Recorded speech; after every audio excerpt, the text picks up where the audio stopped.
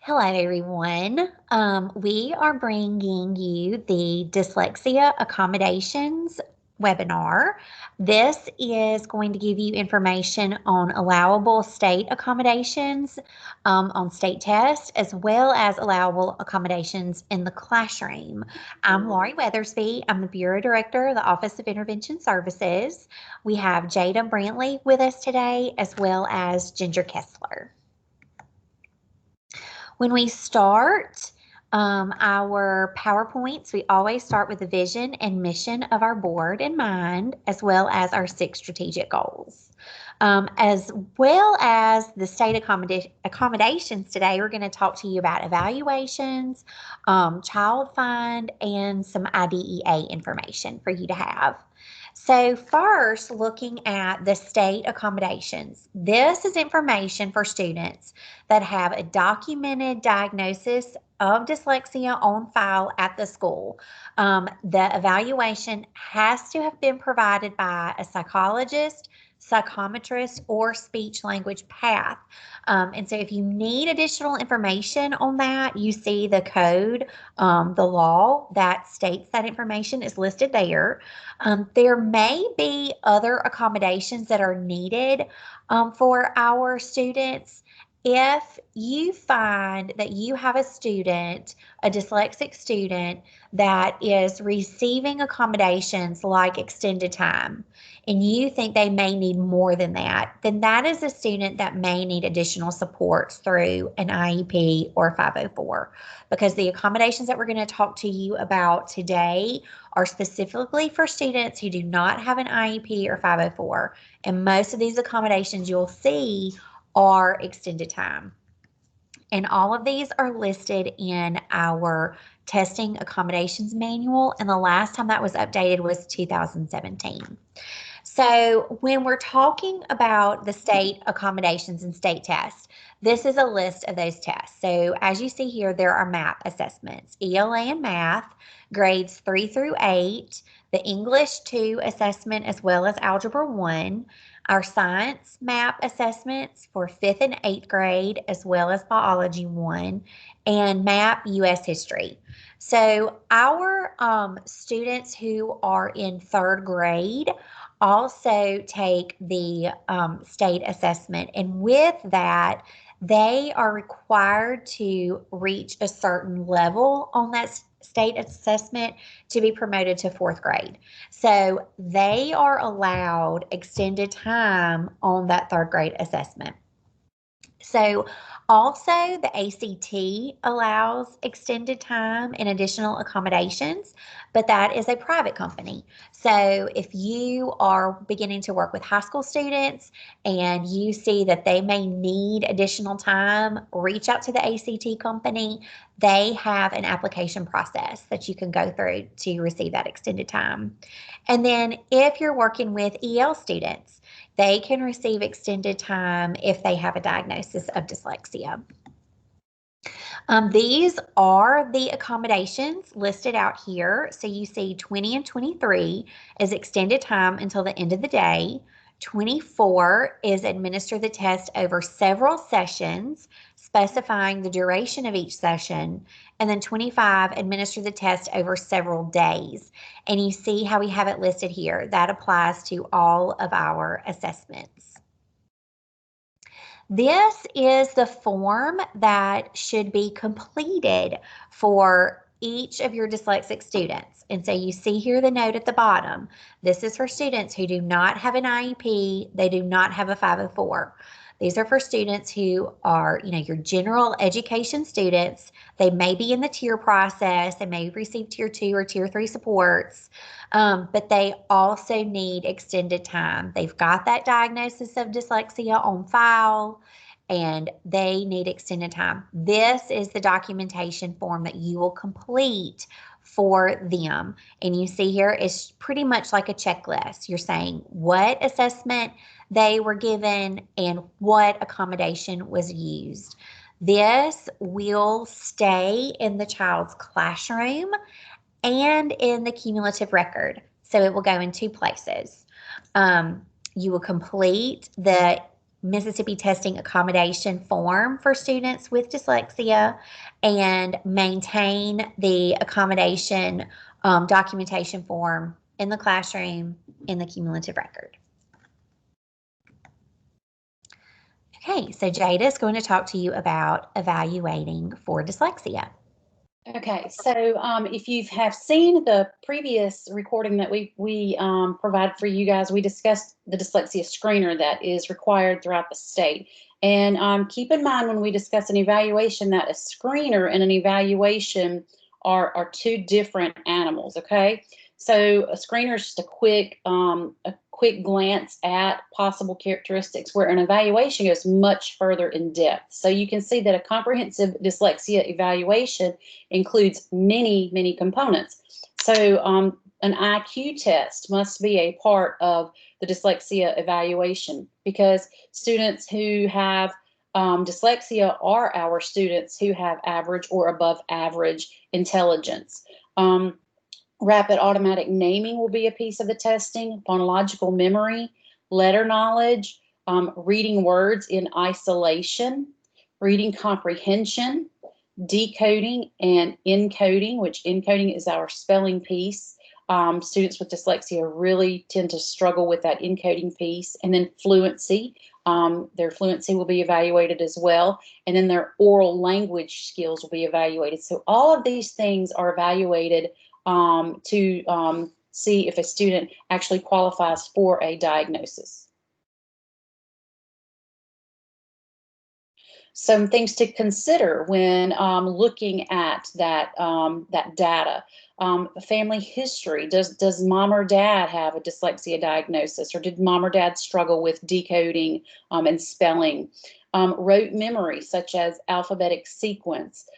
Auditory discrimination. Can they actually hear the difference in the sounds that they are supposed to hear? And of course, when we say hear, we don't actually mean the working part of the ear, but being able to, again, as it says, to discriminate those sounds when you do hear them. Cognitive ability, because we've said that these students with dyslexia are typically our very bright students. Look at their educational history.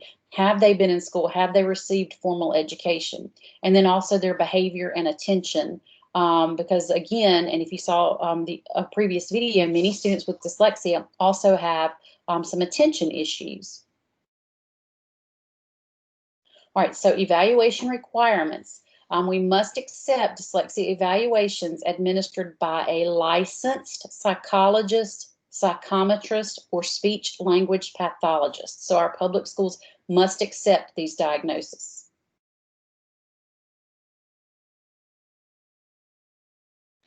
Child find. Okay, so every educator, every district is obligated to the child find process. And what that is it's an obligation to identify, locate, and evaluate all students suspected of a disability. Those students may need special education, they may need related services as a result of their disabilities. Now, we do always say that a district can't violate their child find obligation by referring a child to the MTSS or interventions repeatedly, or keeping him in that process for an undue amount of time as a way to circumvent or get around their child find process. So some things the district needs to consider when we look at students who have characteristics of dyslexia or dyslexia diagnosis. We need to recognize sometimes that our students are already going to have that official diagnosis. They're going to have that evaluation already completed, and they're going to bring it to the school. That's something that we need to consider. We think, does this student need some more supports? We need to recognize that some students may qualify for special education services in that eligibility category of specific learning disability. We also need to consider that there are going to be red flags. So there are things that should, when they get brought up, we need to pay attention to them. So we need to pay attention if the parent indicates that there are chronic medical problems. We need to pay attention to the student has some low academic performances, especially when you know that child is capable of a lot more. When you expect it to be very high, and then whenever the actual performance happens, It's lower, that's a red flag. We need to pay attention to absenteeism. We got to have our kids in school to be able to learn. Again, we talk about that parent history. If there's a parent history of dyslexia or reading problems, then we need to pay attention to those students. And as always, we have to make sure we're paying attention to those parent requests. We do need to recognize that students who are suspected of having a disability need and continue to receive that Tier 1 high quality classroom instruction and supports. So just because we start either Tier 2 or Tier 3, or we're in the process of a child find study, that high quality classroom instruction does not stop. That is a major key to making sure that those students have that good instruction. We also need to remember that special education doesn't require you to go through the full MTSS process before evaluating. So if you suspect a child has a disability, we don't have to spend 16 weeks going through Tier 1 and Tier 2 and Tier 3. We can go ahead and go to MET, and those other components continue at the same time. And we can't use the MTSS process to delay or to deny an evaluation if there's a suspected disability. And we need to acknowledge that the student really may have a disability. There may be something going on. Now, obviously, y'all, we don't want to rush and jump into something if we don't have the data, if we don't have those suspicions. But if the suspicions are there, a good comprehensive assessment will give you good data. So if you saw the last recording, like Jada said, we do think about some district considerations. So how many students have failed the screener, the dyslexia screener that's given in kindergarten and first grade? How many of those students were then referred to the MTSS process? How many of those students who failed the screener were referred on to the MET meeting? That is that team that meets to determine whether or not they suspect a disability. And then how many of those students who went to MET and they decided a comprehensive assessment was needed, how many of those kids were then found eligible for special education? How many of your students have failed the screener in both kindergarten and in first grade? This is a key one, y'all. This is the one that we go back to probably the most is, are you considering multiple sources of data? One snapshot or one pinpoint of data doesn't give you the whole picture of that student. Make sure you're considering or you're looking at lots of different sources, lots of different things to be able to make good quality decisions. And making sure that have you notified the parents that the student has failed a screener, or has the parent ever expressed concern? Okay, and then IDEA, dyslexia diagnosis. Your IDEA is the special education law. That's what governs our students with disabilities who have IEPs. Districts have a responsibility to examine their district policies and make sure that they are fully in line with our state and federal regulations. That's key, making sure all of our laws and all of our rules match. We need to make sure we're implementing policies that allow the use of terms such as dyslexia, dyscalculia, and dysgraphia on IEPs, if that's what the data supports. So those terms really describe what our students are experiencing and what kind of supports they need. And then we, as a district, districts have to address the unique educational needs of students with that SLD eligibility that result from dyslexia, dysgraphia, and dyscalculia.